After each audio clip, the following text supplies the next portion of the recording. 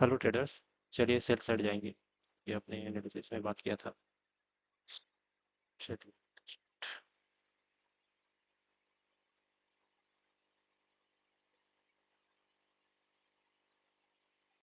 चलिए ट्रेडर्स, चलना तो स्टार्ट हो गया है ट्रेड। 36 पॉइंट आसपास का प्रॉफिट चल रहा है। सिंपल, ज़्यादा बड़ा तो टारगेट नहीं रखेंगे। देखते हैं कहाँ तक मिल जाए। इसके लो को ब्रेक जैसे ही करता है 300 200 49 200 के ब्रेकडाउन तक इंतजार कर सकते हैं, उससे ज़्यादा नहीं। चलिए देखते हैं ट्रेडर्स। अगर आप देखेंगे मार्केट को, तो ये जो मार्केट अभी करंट चल रहा है, ये चल रहा है 49 500 के साइकोलॉजिकल लेवल के पास चल रहा है। 500 के आसपास चल रहा है मार्केट। यहाँ पे डेफिनेटली बायर्स को इनवाइट कर रहा है कि फर्दर ये सेलिंग की ओर जाना चाहिए। और अगर ऐसा नहीं होता तो हमारा स्टॉप लॉस एकदम छोटा होगा, यहीं आसपास हमको निकलना पड़ेगा। हमको पता चल जाएगा कि ये हमारा डायरेक्शन गलत हो गया। आज जो हम गलत होंगे वो डायरेक्शन वाइज होंगे। तो ये हमको देखना पड़ेगा। अगर देखिए छोटे टाइम फ्रेम में अगर आप देखोगे तो मार्केट जो है एक बार ये रिट्रेस करने की कोशिश कर रहा है, बायर को इनवाइट किया फिर नीचे आ रहा है। तो ये जो केवल इनविटेशन था। अगर कैंडल देखेंगे तो इसके नीचे जो है सेलर बायर्स के स्टॉप लॉस हमको नीचे अवेलेबल हो जाएंगे धीरे से।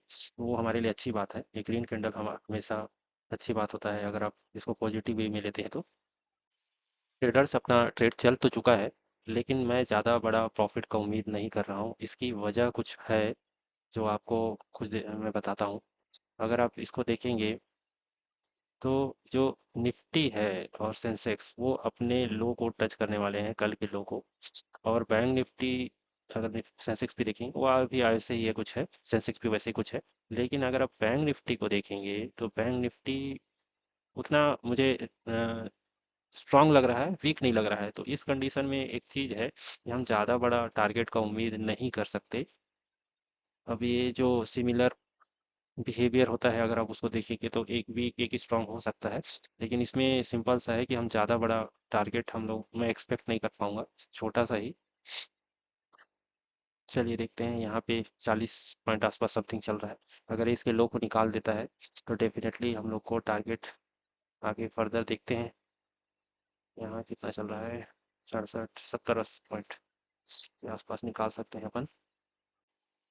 हेलो ट्रेडर्स, अभी अगर आप देखोगे तो ये जो यहाँ पे बाइंग आ रही थी, ग्रीन कैंडल्स बन रहे थे। अगर आप देखोगे तो ये ग्रीन कैंडल्स किस वजह से बन रहे हैं? अगर ग्रीन कैंडल्स को बात करें तो निफ्टी में भी वही बन रहा है, सेंसेक्स में भी बन कर रहा है। और ये जो कल का जो बाइंग हुई है, मार्केट यहाँ पे जो बायर्स हैं वो अपना पोजीशन होल्ड करने की कोशिश कर रहे हैं, डिफेंड करने की कोशिश कर रहे हैं। जैसे ही इनके पोजीशंस नीचे की ओर कटना चालू होंगे, यहाँ पे कटना चालू होंगे, तो हमको डेफिनेटली ये जो 70 पॉइंट्स आसपास दिख रहा है वो हमको 80 पॉइंट, सॉरी 100 पॉइंट्स हमारा टारगेट कंप्लीट हो जाएगा। अगर आप इस चीज़ को ध्यान दें तो यहाँ पे ये लोग डिफेंड जरूर कर रहे हैं। इनके स्टॉप लॉसेस हमको 300 या 200 के नीचे आराम से मिलेंगे। मार्केट वहाँ तक जाना चाहिए। और यहाँ पे जो इतने भी ग्रीन कैंडल बनेंगे वो हमारे लिए अच्छे होगा, क्योंकि ये बहुत कमज़ोर हैं, वीक हैं। अगर मार्केट के हिसाब से अगर देखोगे तो ये बहुत ज़्यादा वीक है। इनसे डरने की ज़रूरत नहीं है। ट्रेडर्स, यहाँ निफ्टी में बाइंग आ रही है। यहाँ निफ्टी में बाइंग आ रही है। अगर मैं सेंसेक्स दिखाऊं, सेंसेक्स में भी बाइंग आ रही है। क्या सस्टेन करेगा? चलिए आगे देखेंगे वो तो। लेकिन अगर आप बैंक निफ्टी में भी देखोगे तो सेम मोमेंटम आ रहा है। अब ये मेरे अकॉर्डिंग या स्टॉप लॉस हंटिंग के साइकोलॉजी के अकॉर्डिंग अगर आप इसको देखते हैं तो यहाँ जितने भी बायर्स हैं, अगर आप इनको अपना पोजीशन अगर आपको डिफेंड करना था तो आपके जोन में आने ही क्यों दिया? सबसे पहली बात कि अगर आप इतने ही स्ट्रांग हो तो आप अपने एरिया में उसको आने क्यों दिए? आने के बाद आप वहाँ पे बाइंग कैंडल दिखा रहे हो, ग्रीन कैंडल, बुलिश कैंडल दिखा रहे हो। इसका क्या मतलब है? ये अपना पोजीशन जो है या तो एग्जिट कर रहे हैं धीरे से, या ये केवल रिटेल ट्रेडर्स को दिखाने के लिए है। इस प्रकार से ये अपना पोजीशन, अगर थोड़े बहुत भी होंगे जो अच्छे बायर या अच्छे ट्रेडर होंगे, उनके 49 200 के आसपास मिलेंगे। क्योंकि यहाँ पे रखने, स्टॉप लॉस रखने का कोई लॉजिक नहीं बनेगा कि आप यहाँ पे बाइंग किए हैं वहीं पे रख दिया कॉस्ट होकर, तो वो लॉजिक नहीं बनेगा। यहाँ पे कुछ लोगों के होंगे, रिटेल ट्रेडर्स के, जो अभी शायद एग्जिट कर रहे हो या कुछ हो। लेकिन इसका क्या है? यहाँ पे जब किसी एग्जैक्ट सपोर्ट को लेके आप सपोर्ट में आके केवल बाइंग कैंडल दिखाओगे तो यहाँ केवल रिटेल ट्रेडर्स ही आएंगे। और रिटेल ट्रेडर्स जहाँ आ गए वहाँ पे ये जो मूव है अपसाइड का वो सक्सेसफुल नहीं हो सकता। ये सक्सेसफुल नहीं हो सकता। तो हमको इंतज़ार करना पड़ेगा एक और मूव का। थोड़ा और इंतज़ार करते हैं फिर देखते हैं।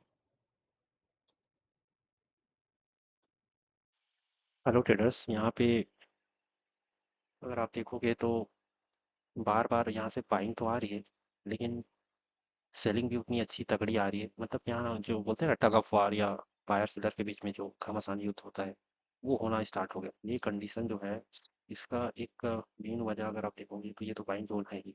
अगर मैं इसको आपको निफ्टी में दिखाऊं, जो कि आपको अच्छा समझ आएगा, यहाँ पे अगर आप देखोगे तो यहाँ पे एक जोन मिलेगा आपको 23,000 का।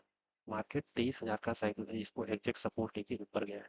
जहाँ से 23,000 से जो बायर्स बाइंग हुई है अच्छा खासा, वो यहाँ सस्टेन नहीं करना चाहिए। साइकोलॉजी के अकॉर्डिंग तो यहाँ ये सस्टेन नहीं करना चाहिए। अब मैं इसीलिए अपनी हाफ क्वांटिटी यहाँ वो करना चाह रहा था, ताकि मैं रिस्क फ्री हो जाऊँ। लेकिन अभी तक मैं यही एक साइकोलॉजिकल पॉइंट को देख के यहाँ पे वेट कर रहा हूँ 100%। अब यहाँ चलिए वेट करते हैं थोड़ा। हेलो ट्रेडर्स, चलिए अब कॉस्ट टू कॉस्ट जो मिल रहा है निकाल देते हैं। 38 पॉइंट्स, 40 पॉइंट्स। अब यहाँ से ज़्यादा उम्मीद नहीं कर सकते। अगर आप इसको छोटे टाइम फ्रेम में देखेंगे तो मार्केट जो है सपोर्ट लेके प्राइस एक्शन बना के ऊपर जाना स्टार्ट कर चुका है।